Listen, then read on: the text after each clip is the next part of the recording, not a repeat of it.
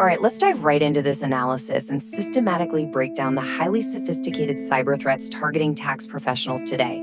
We're going to bypass all that generic, surface-level advice you usually hear and instead pull apart the actual core mechanics of how data breaches occur. We'll be focusing heavily on actionable insights, implicit assumptions, and those critical cause and effect relationships that really define modern cybersecurity in the financial sector.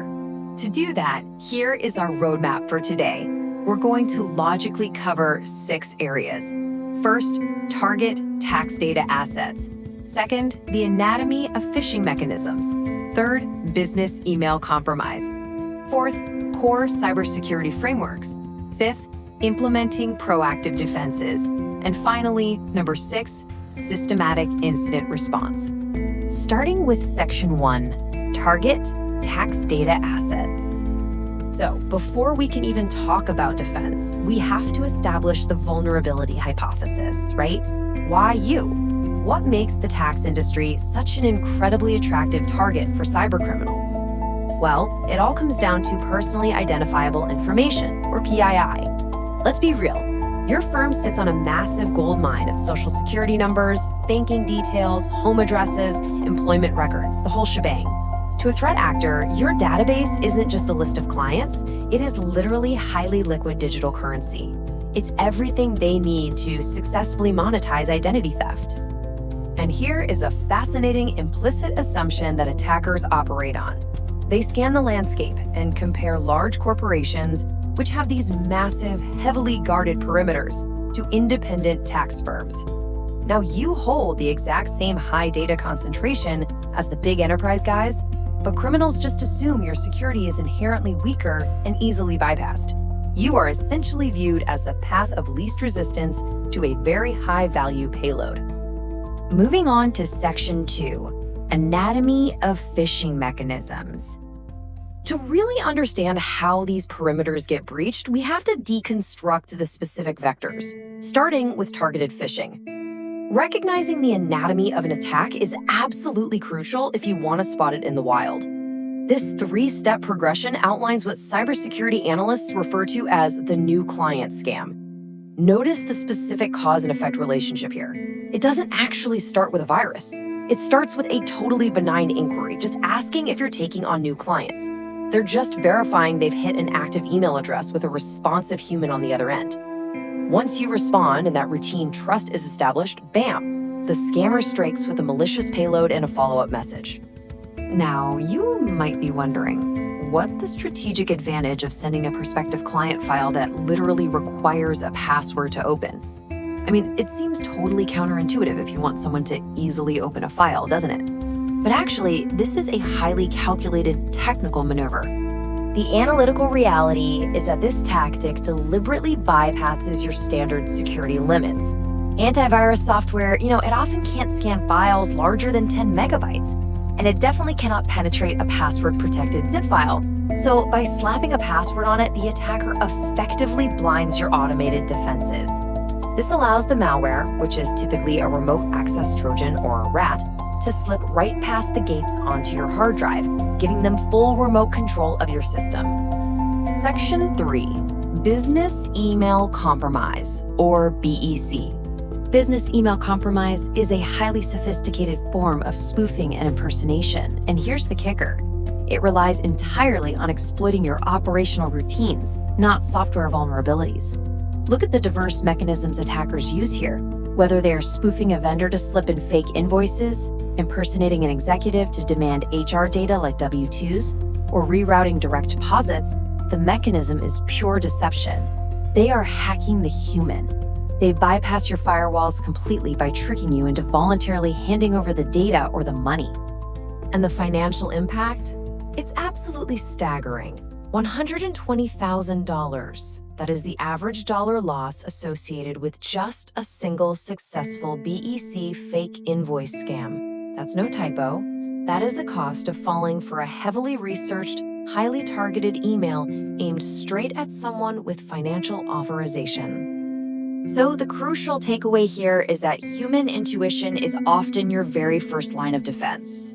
Because these attacks use programmatically generated email addresses or these out-of-character requests that perfectly mimic normal business operations, automated filters just miss them. Empowering yourself and your staff to pause, take a breath, and question unusual urgency or mysteriously changing payment details is absolutely vital. Let's head into Section 4, Core Cybersecurity Frameworks. Having mapped out these sophisticated threats, let's transition over to the architecture of defense. We really need to look at the non-negotiable infrastructure required to protect your digital assets. These 6 pillars represent a structural requirement, folks, not just a menu of options you can pick and choose from. From multi-factor authentication, blocking compromised passwords, to VPNs securing those remote connections, to drive encryption protecting stolen hardware, every single layer mathematically compensates for potential failure in another. It's an interlocking system. A perfect example of this kind of structural safeguard is the 3-2-1 backup rule. You maintain 3 copies of your data in 2 different formats with 1 copy stored securely offline. Now, why offline? Well, because if a ransomware attack successfully encrypts your network, any connected backups are going to be systematically destroyed along with it. That 1 offline copy, that becomes your unhackable failsafe. It's your absolute guarantee for business continuity. Section 5, Implementing Proactive Defenses. Listen, it's just not enough to buy fancy software. We have to fundamentally adjust our operational behavior to minimize risk before an attack ever occurs. And that starts with the strict separation of environments. The implicit assumption is always that your personal environment carries a significantly higher risk. Keeping personal emails and casual browsing completely off work devices is critical. Why? Because a single-click link in your personal inbox can seamlessly install a keylogger that quietly compromises your entire professional network, literally capturing your passwords as you type them. Mixing these environments just destroys your data silos. All of these elements have to be formalized into a written information security plan, or a WISP. A WISP shifts your security from this passive one-time checklist into an active, living business operation. It designates clear responsibilities, even if you're just a solo practitioner, ensuring that routine risk assessments and encryption standards are systematically applied, not just casually remembered when you have some free time. Furthermore, actively encouraging your clients to utilize a 6-digit identity protection PIN provides an incredibly effective systemic defense against identity thieves. Look at it this way. Even if your database is fully compromised and an attacker completely steals a client's social security number, they cannot electronically file a fraudulent tax return without that specific changing PIN. It acts as a hard stop, rendering that stolen data essentially useless for monetization. Finally, Section 6, Systematic Incident Response. We really must shift our perspective from if a breach happens to when a breach happens. Denial is simply not a valid security strategy anymore. Look at this number. It can take up to 500 days to fully resolve a fraudulent tax return for a client. 500 days. That underscores the massive operational and reputational nightmare of failing to contain a breach immediately. The fallout isn't just a brief IT headache. We're talking about a 1.5-year-long crisis for your client and for your firm's reputation. Okay, let's dive into this precise containment protocol. Steps 1 and 2 are absolutely critical. Disconnecting the internet immediately stops the exfiltration of data. But leaving the power on, that is a non-obvious vital step. If you shut down the machine, you wipe the RAM.